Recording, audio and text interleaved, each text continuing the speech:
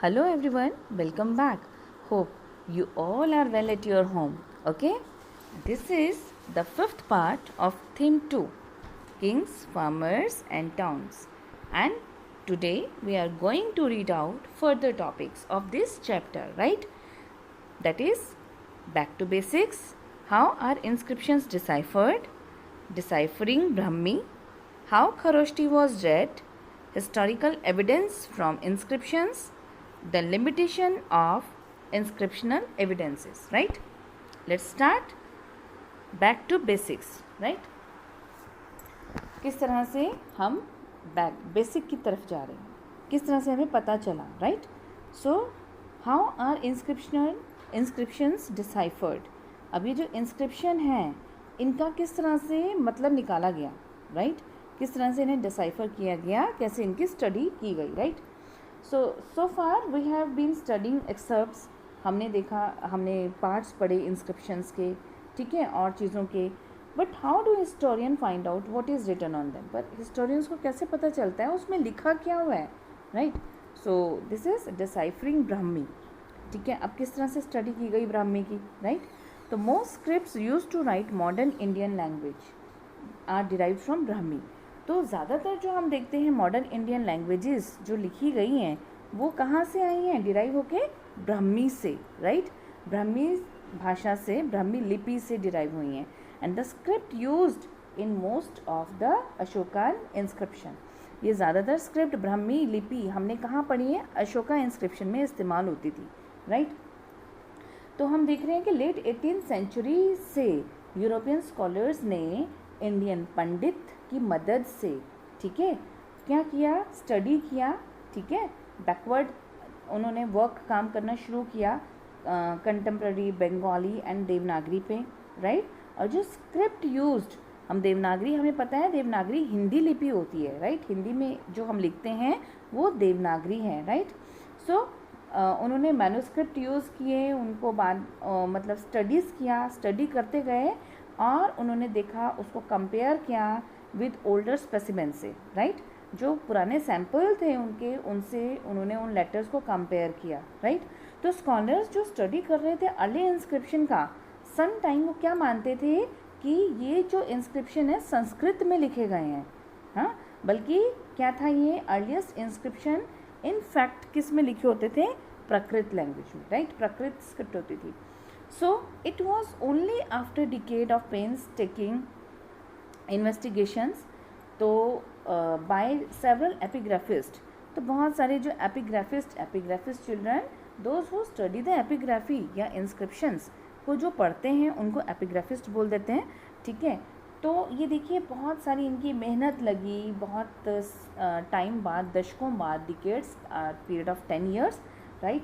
तो जो James Prinsep थे, he was able to decipher Ashokan Brahmi in 1838, ठीक है. वो अशोका की ब्राह्मी जो स्क्रिप्ट थी उसको पढ़ने में कामयाब हो गए, ठीक है. उन्होंने उसको समझ लिया ब्राह्मी. आप देखिए, this is the picture of an Ashokan inscription, right? And here Ashokan Brahmi with Devanagari equivalents, right? This picture shows Ashoka की जो ब्राह्मी लेटर्स हैं वो पहले कॉलम पे लिखे गए हैं और उसके इक्विवेलेंट्स देवनागरी में आपको हिंदी में नज़र आ रहे हैं, राइट? तो इसको इस तरह से डिसाइफर किया गया. Clear? Next is how Kharosthi was red. अब खरोष्टी जो थी वो किस तरह से पढ़ी गई, राइट? तो story of the decipherment of Kharosthi, the script use in inscription in the north west. ये जो स्टोरी है ये बिल्कुल अलग है. ये इंस्क्रिप्शन में यूज़ की जाती थी कहाँ? नॉर्थ वेस्ट में, राइट? तो आप यहाँ देखिए, फाइंड्स जो मिले हैं, चीज़ें खोज की गई, मिले हैं क्या? Coins of Indo Greek Kings, ठीक है. जो इंडो ग्रीक किंग्स थे उनके कॉइन मिले हैं और ये उस टाइम रूल करते थे over the area circa 2nd and to 1st century BCE तक, right? They have facilitated matters. तो इस तरह से जो ये सिक्के मिले हैं तो इनसे हमें ये जो मैटर है, इसकी जानकारी जो हमें हासिल करनी थी उसको हासिल करने में आसानी हुई है, right. These are the coins Indo Greek, right. You can say coin of the Indo Greek king Menander, right. So these coin contains the name of the kings written in Greek and Kharosthi script. तो यहाँ पे जो है कौन सी languages हैं, यहाँ पे कौन सी स्क्रिप्ट है, Greek and Kharosthi, right. So European scholars who could read the former compare the latter. अब जो ग्रीक भाषा जानता था उसने इन लेटर्स को कंपेयर किया. फॉर एग्जाम्पल ए, ठीक है. अब देखिए A could be found in both script, दोनों स्क्रिप्ट में मिल सकती है for writing name such as Apollodotus. उसमें ए होगा ना. तो with Prinsep identifying the language of Kharosthi inscriptions as Prakrit, it became possible to read longer inscriptions as well. ठीक है, क्योंकि उन्होंने ढूंढ लिया था, कामयाबी उन्हें मिल गई थी, तो अब इस तरह से पॉसिबल हो गया कि लॉन्गर इंस्क्रिप्शंस को भी समझा जा सका, right. Next is historical evidence from inscriptions.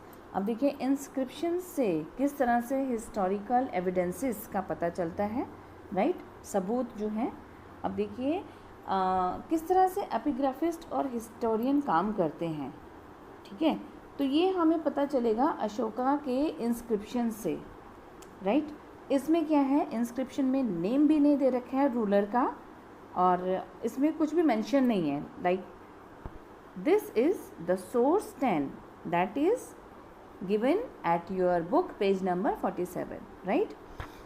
तो यहाँ पे देखिए ये सोर्स जो है ये the orders of the king है, राइट.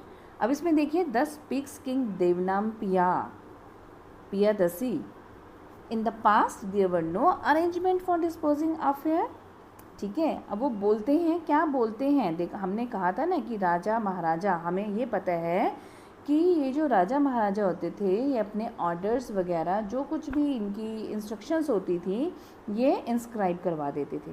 अब यहाँ पे ये चीज़ मिली है कि in the past there were no arrangements for disposing affairs.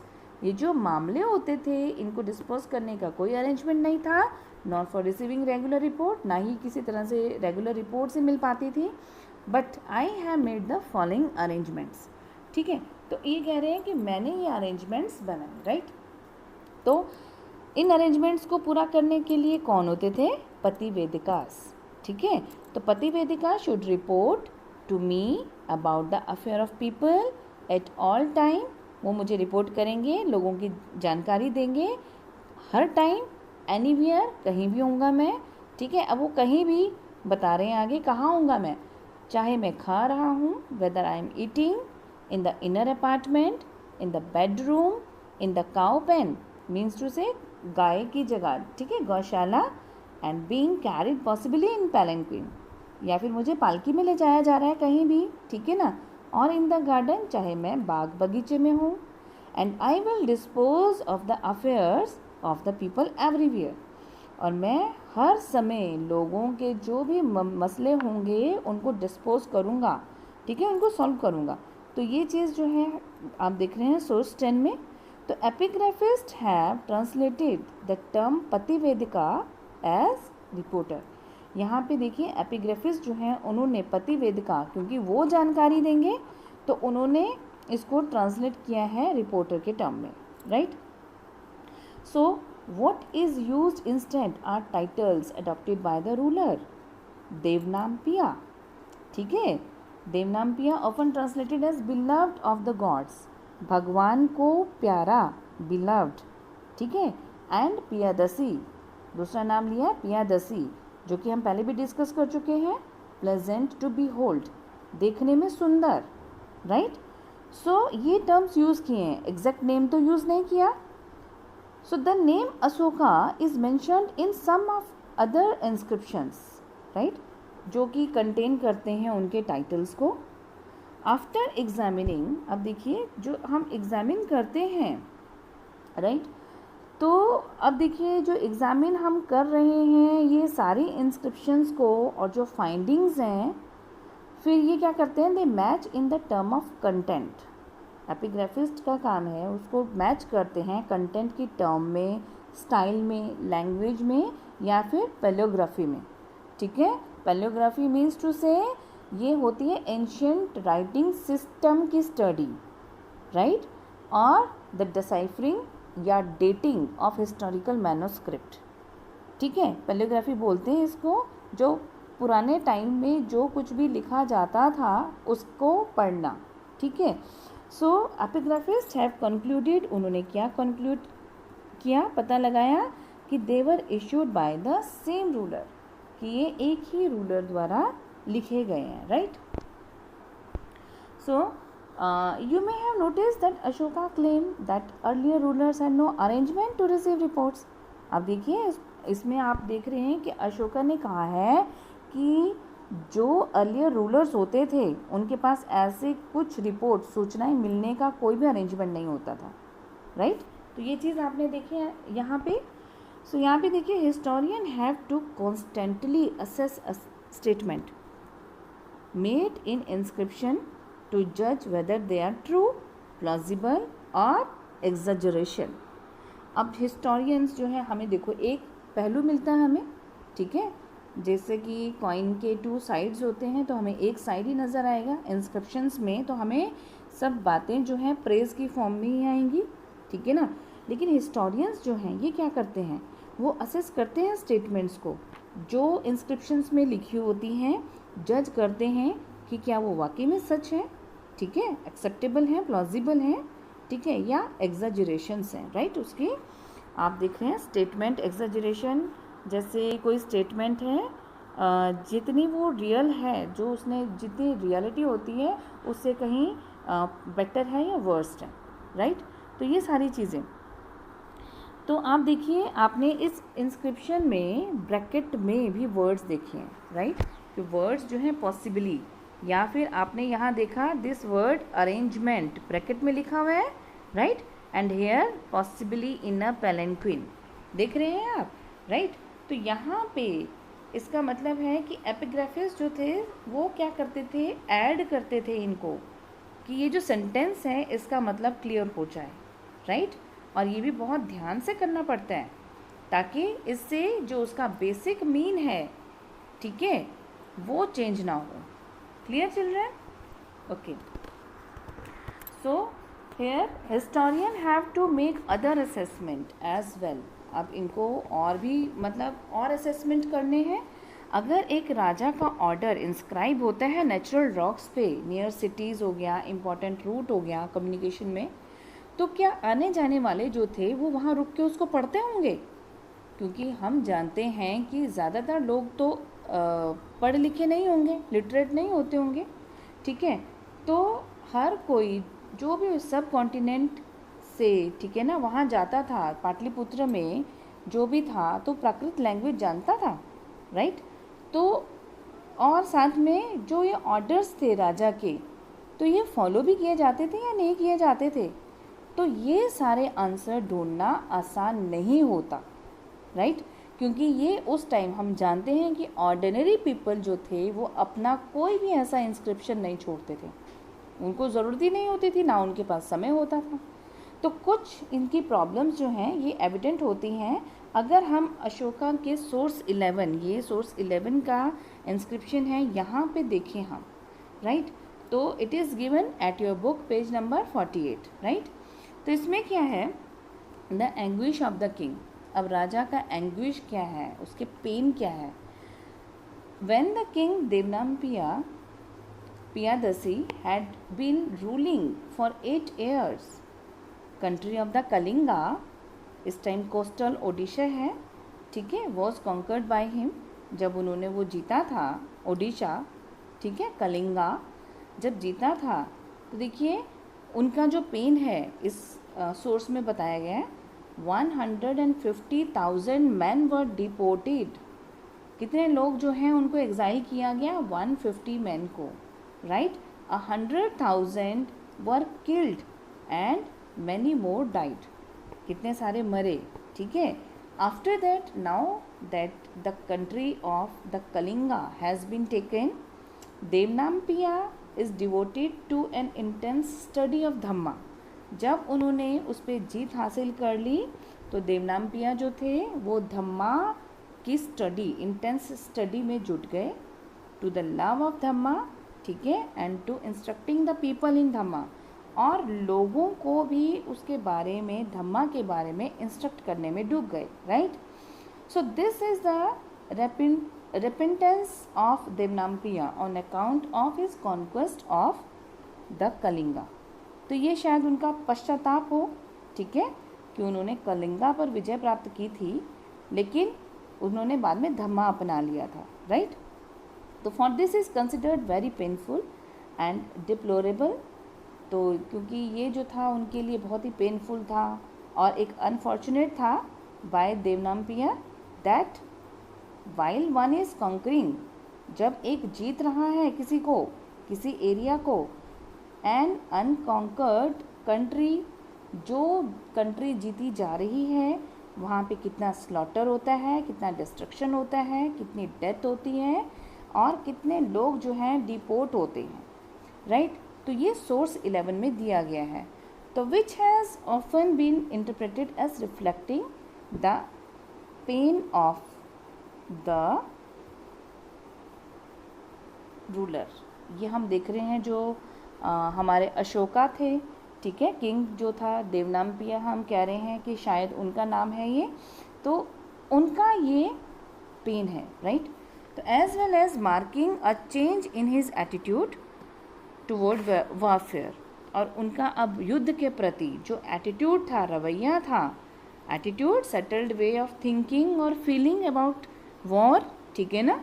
तो ये जो वॉर के प्रति उनका रवैया था वो चेंज हो गया, ठीक है। फिर हम देखेंगे कि situation become more complex once we move beyond reading the inscription at face value. अगर हम इंस्क्रिप्शन की जो शब्द लिखे हुए हैं, अगर हम इसके परे समझने की कोशिश करें तो ये हमें सिचुएशन बड़ी कॉम्प्लेक्स नज़र आएगी, ठीक है, सिंपल ना होके कॉम्प्लेक्स, राइट। अब देखिए, जब अशोकन इंस्क्रिप्शन ओडिशा में पाए गए, ठीक है, तो one depicting his anguish is missing.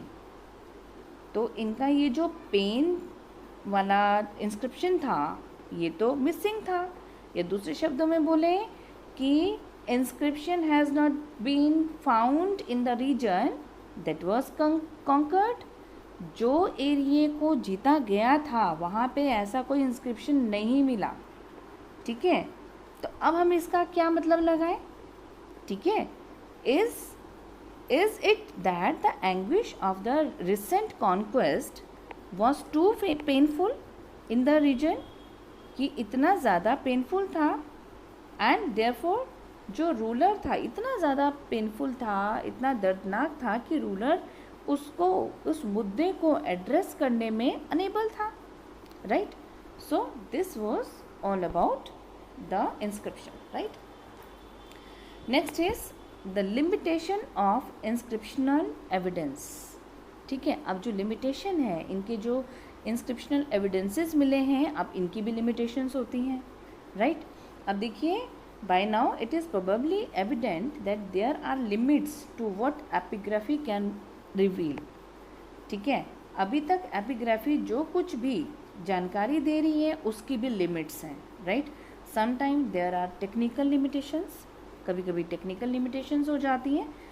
Technical में कैसी लिमिटेशन हो गई, क्योंकि जो लेटर्स होते हैं ना, दे आर फेंटली एनग्रेव्ड। अभी वो जो लेटर्स लिखे हुए हैं वो फेंट हो जाते हैं, ठीक है। तो इस तरह से जो रिकन्स्ट्रक्शन है वो अनसर्टेन हो जाता है, मुश्किल हो जाता है उसको पढ़ पाना, राइट। एंड ऑल्सो इंस्क्रिप्शन में बी डैमेज्ड और लेटर मिसिंग, या इंस्क्रिप्शन जो हैं ये डैमेज हो जाते हैं, ये लेटर मिस हो जाता है, तब भी हम उसको अच्छे से नहीं पढ़ पाते, right. And besides it is not always easy to be sure about exact meaning of the word used in inscription. और क्या हो सकता है, इतना आसान तो होता नहीं है कि जो इंस्क्रिप्शन में शब्द लिखा हुआ है उसका वास्तविक मतलब क्या है, ठीक है। तो some of which may be specific to a particular place और टाइम, ठीक है, कोई जगह या समय बता रहा हो। अगर हम एपिग्राफिकल जर्नल में देखेंगे, ठीक है ना, जर्नल हमें टाइमलाइन 2 जो कि आगे बताया जाएगा आपको, तो आपको महसूस होगा कि स्कॉलर्स ये कॉन्स्टेंटली डिबेट करते हैं, डिस्कस करते हैं इनके इंस्क्रिप्शन को पढ़ने के ऑल्टरनेटिव वे पे। Okay, although several thousand inscriptions have been discovered, right, not all have been deciphered, published and translated। अब देखिए बहुत सैकड़ों हज़ारों इंस्क्रिप्शंस जो हैं ये डिस्कवर हुए हैं, लेकिन सब डिसाइफर नहीं हो पाए हैं, स्टडी नहीं कर पाए हैं, पब्लिश नहीं हो पाए हैं और ट्रांसलेट नहीं हो पाए हैं, राइट। तो beside many more inscription must have existed, बहुत सारे इंस्क्रिप्शन एग्जिस्ट हो रहे होंगे, राइट। और साथ में हम ये भी कह सकते हैं कि which have not survive the ravage of time. अब इस टाइम के साथ वो सर्वाइव नहीं भी हो सकते हैं, कि टाइम के साथ जैसे रूइन हुआ, ठीक है ना, तो इस तरह से वो सर्वाइव सुरक्षित नहीं रहे, right. So what is available at present is probably only a fraction of what was inscribed. तो अभी क्योंकि मैन्युस्क्रिप्ट हम देखते हैं कि वो सर्वाइव तो रहते नहीं हैं, लेकिन जो इंस्क्राइब किए गए होंगे बस वही हमें मिले हैं, राइट। एक और चीज़, शायद ये ज़्यादा फंडामेंटल है, प्रॉब्लम है, ठीक है, कि not everything that we may consider politically और इकोनॉमिकली सिग्निफिकेंट, ठीक है, अगर हम सोचते हैं कि ये पॉलिटिकली या इकोनॉमिकली, ठीक है, तो ये सिग्निफिकेंट जो है, ये इम्पॉर्टेंट है, तो ज़रूरी नहीं है कि वो भी इंस्क्रिप्शन में हमें रिकॉर्ड मिला हो। जैसे एग्जांपल लें हम, रूटीन एग्रीकल्चरल प्रैक्टिसेस हम देखते हैं ना इकोनॉमिकली, तो रूटीन एग्रीकल्चरल हो गया, प्रैक्टिसेस हो गया, और joys and sorrows of daily existence, right, find no mention in inscription, किसी ने इसका इंस्क्रिप्शन में मेंशन किया ही नहीं है, राइट। तो which focus more often than not on grand unique events, तो फोकस किस पे किया इन्होंने, ग्रैंड बड़े बड़े जो होते थे या यूनिक इवेंट होते थे उन पे किया गया। Besides the contents of inscription almost invariably project the perspective of the person who commission them, ठीक है, जो प्रोड्यूस करता था स्पेशली टू ऑर्डर, ठीक है। इसके अलावा ये जो कंटेंट होते थे इंस्क्रिप्शन के, तो ये जो उनको बनाते थे उनके विचार से को ही प्रोजेक्ट करते थे, ठीक है। As such they need to be you can say, उनकी जो है समीक्षा अदर विचारों के साथ बहुत ही हम कर सकते हैं, so as to arrive at a better understanding of the past, ठीक है। पास्ट को अच्छे से समझने के लिए क्या होता था, उनको हमें दूसरे विचारों के साथ उसकी एक तरह से समीक्षा करनी पड़ेगी, राइट, क्रिटिसाइज थोड़ा करना पड़ेगा, उसको देखना पड़ेगा। So this is the picture of a copper plate inscription from Karnataka. Time period is circa 6th century CE. Clear? Thus, epigraphy alone does not provide a full understanding of political and economic history. ठीक है, तो epigraphy जो है हमें पूरी political economic history के बारे में तो देती नहीं है समझ। Also historian often question both old and new evidences. अब हिस्टोरियन जो हैं उनको भी यहाँ पे क्या है, डाउट रहता है ओल्ड या न्यू एविडेंसेस के हिसाब से। तो स्कॉलर्स जैसे देख लें हम, स्कॉलर्स लेट 19th सेंचुरी और अर्ली 20th सेंचुरी के, वो किस में इंटरेस्टेड थे, in the history of king, ठीक है, वो राजाओं की हिस्ट्री जानने में इंटरेस्टेड थे। और मिड 20th सेंचुरी उसके बाद देखते हैं तो कैसे इश्यूज रहे, इकोनॉमिक चेंज, राइट, और तरीके in which different social group emerge जो बाद में इम्पोर्टेंस हो गए, ठीक है। और रिसेंट डिकेड्स में आजकल हम ये देखते हैं कि much greater प्रीऑक्यूपेशन with the history of marginalised group, तो ज़्यादा इंटरेस्ट जो है ये मार्जिनलाइज्ड ग्रुप जो है उनकी हिस्ट्री पे दिया जा रहा है, right. So this will probably lead to fresh investigations of old sources and the development of new strategies of analysis, right? So Children, so this is for today's class. Hope you must have understood. See you in next video. Till next time, take care. Thank you.